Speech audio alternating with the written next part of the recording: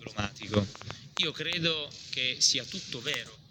Il fatto che la Francia è uno di quei paesi che, stampando una moneta per 14 stati africani, impedisce lo sviluppo di quegli stati africani e contribuisce alla partenza di profughi che poi muoiono nel Mediterraneo o arrivano sulle nostre coste.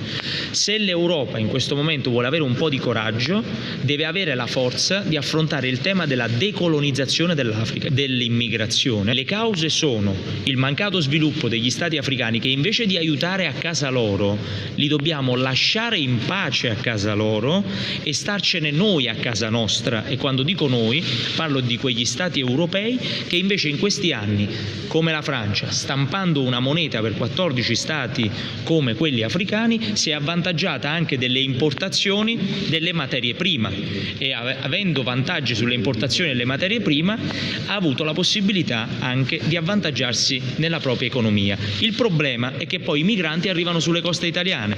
Allora, finché non si risolve questo problema, noi chiederemo all'Europa di affrontare il tema della decolonizzazione dell'Africa, che non è mai finita. Non possiamo però fingere che non ci siano queste dinamiche, che anche nel caso della Libia, se vi ricordate nel 2011, hanno visto un bombardamento folle che ci ha creato tutti i problemi che stiamo vivendo con l'immigrazione.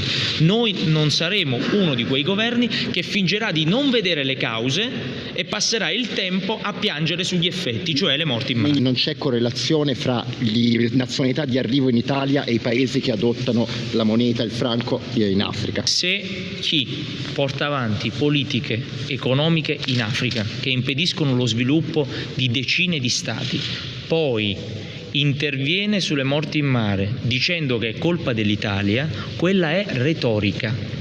Perché in questo momento le morti in mare sono da scongiurare e noi dobbiamo sempre prestare aiuto. E ieri sera e stanotte siamo stati a telefono e abbiamo investito la Guardia Costiera libica delle sue responsabilità per fare quei salvataggi. Impedendo le partenze dall'Africa si impediscono le morti in mare. Se ci sono morti in mare in questo momento mi dispiace tantissimo e dobbiamo evitarle, però se invece qui i partiti italiani e gli stati europei vogliono solo parlare degli effetti migratori, che non sono solo i morti, sono anche le persone che sbarcano in Europa, poi continuando ad influenzare quelle economie, impedendone lo sviluppo e l'autonomia, e allora a me non sta più bene che Macron vada lì a dire: beh, se volete emanciparvi da questa moneta, emancipatevi.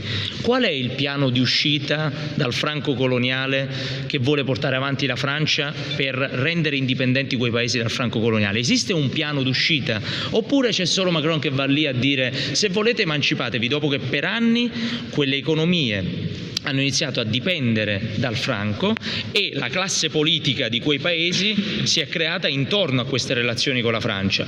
Allora, guardiamo in faccia anche alle cause, non solo agli effetti. Tanto lo so che adesso qui in Italia tutti quanti daranno addosso a questa teoria perché l'ha portata avanti il Movimento 5 Stelle, ma ci sono autorevoli esponenti, economisti in tutto il mondo che ne parlano, non siamo noi ad averla inventata. Noi abbiamo solo messo un faro su una verità, e la verità è che finché non lasceremo in pace quella gente in Africa continuerà a partire, e il mio dovere è fare in modo che l'Unione Europea, come governo, l'Unione Europea si occupi di questo tema e inizi una decolonizzazione vera dell'Africa.